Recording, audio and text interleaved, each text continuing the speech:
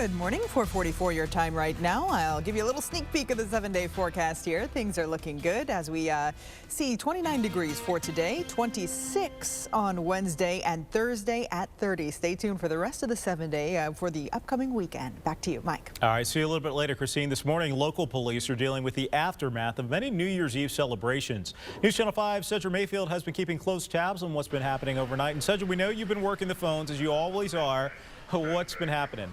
Well, Mike, I've been checking in with police, fire, and paramedics, all of which have been responding to nonstop calls. For the cops, lots of calls for crowd control at large parties, and despite their pleas, calls for shots fired. At least 2 men shot in the parking lot of this Gas USA over at East 71st and Harvard. A third person stabbed in the hand. Paramedics, on the other hand, tell me they dealt with more than their fair share of intoxicated people, from 911 callers to those too drunk to care for themselves.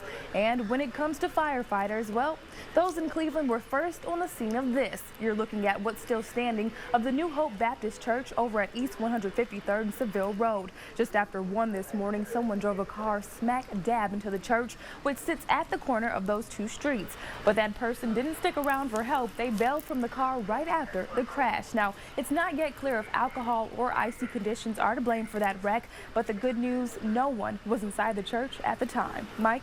At some point, somebody will catch up with them. Thank you, Cedra. This morning, a burglar is bruising behind bars after picking the wrong house to break into. Now, the red flag you're about to see in front of the house in Washington State